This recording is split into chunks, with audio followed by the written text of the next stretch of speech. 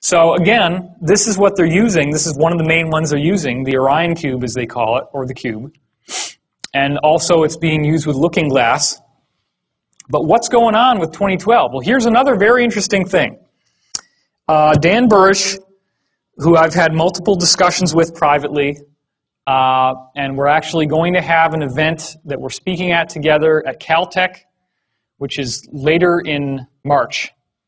And I'm going to have that on my website if you're interested. It's going to be local.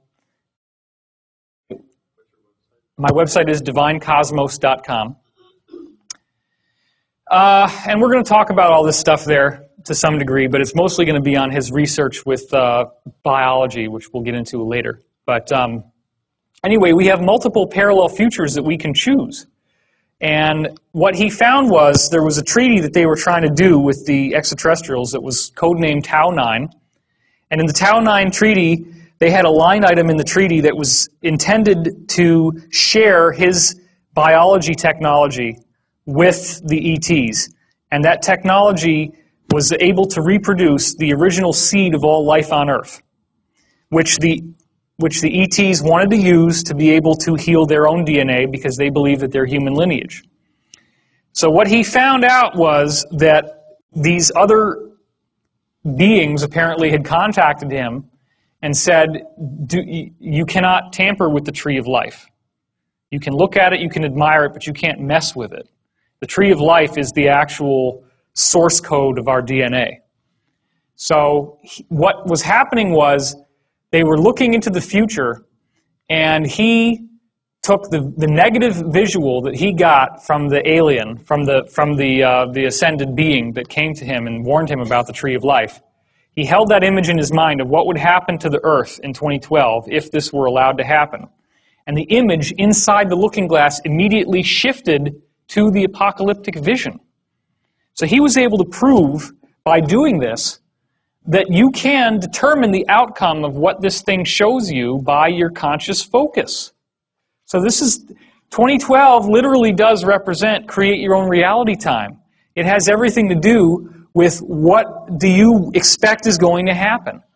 This is where thoughts becoming reality really takes on a whole new meaning in a way that you've never heard of before.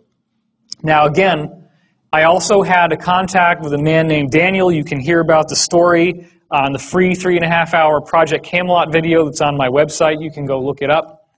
I met this guy in New York. I was stranded at the airport because of the snow. I ended up going to a Denny's. It was the only place that was open.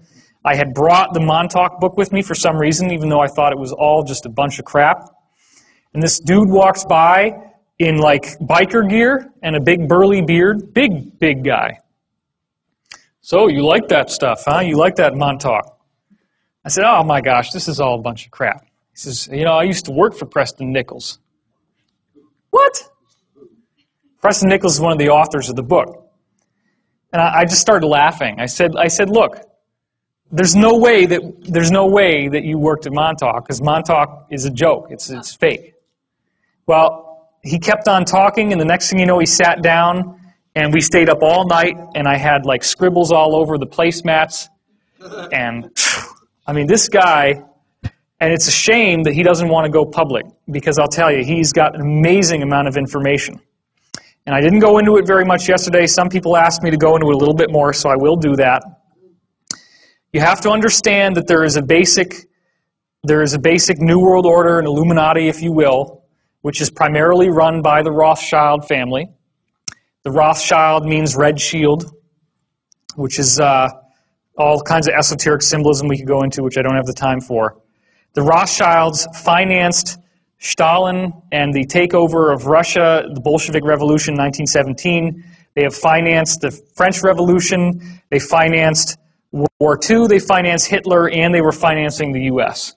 So they believe in order out of chaos. You fund both sides of a war, and whichever side wins, you got their vote, because you're their paymaster. You've given them their money. You control their financial supply, which means you can control the government. Okay? And you profit no matter what. Right.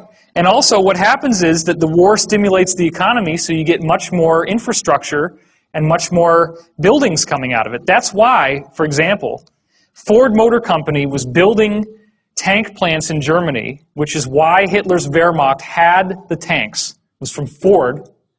When American bombers bombed Ford's tank plants in Germany, Ford personally repaid Hitler so he could rebuild the tank plants faster. Boeing actually was shipping, this has been documented, was shipping passenger airliners to South America, which were then sent to Africa, where they ripped the seats out and turned them into Hitler's bomber fleet. That was Boeing. These are American corporations. The whole idea of these big wars is a joke.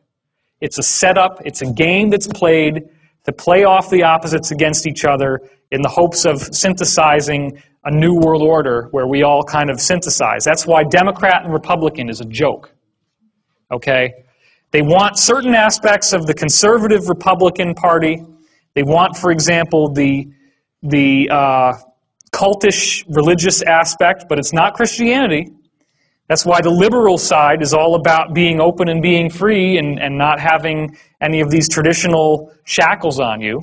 Because what they ultimately want is a racist society. They're very racist, and they're interested in a new world order which is run by a Luciferian philosophy. Now, this is very disturbing sounding stuff, but they actually believe that since they have the secret tradition that goes back to Atlantis, and that they've been persecuted for thousands and thousands of years by various people, nobody persecuted them as badly as the Roman government through the Catholic Christian Church.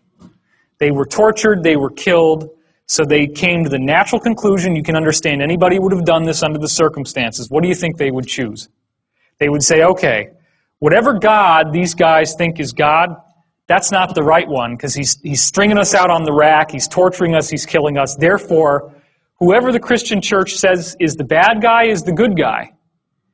Okay, wait a minute. Lucifer is the brightest light, the brightest angel in heaven, right? And he's the one that got tossed out of heaven. Well, maybe he got tossed out of heaven because he was too cool, right? Because everybody else in there was a bunch of corrupt shysters. Well, this is actually what the most powerful people in the world think. And they are a fundamentalist religion just like any of the others. They still believe this weird stuff. They follow these teachings. They actually buy into this, okay? So that's why it's weird, because you see these political parties that are siding with religious fundamentalist Christianity, and they actually do have a fundamentalist religion, but it's the mirror opposite. So their energy vibrates with each other, and that's why they work together so well. Don't forget, of course, that Hitler was also running on a Christian platform. And who was Hitler's main ally in World War II in Europe? Italy. Italy is the Vatican. The Pope and all that stuff was supporting Nazi Germany, okay? Because it was in the Vatican, which was in Italy, which was Mussolini. So, the reason why I'm telling you all this is not for you to have a fatalistic sense of doom. It's to also enlighten you to the fact that this is going on, that it's real, and that the Nazis were very, very proactive in rebuilding all of the ancient secrets that had been lost. Because for the first time, they had a world power government that could go out and militarily by force invade places that were being kept under lock and key with heavy guard, and go in and steal the artifacts and the technologies that would allow them to rebuild their so-called master race and all this stuff that they're so into. Okay? What's that? Raiders of the Lost Ark. Raiders of the Lost Ark, exactly.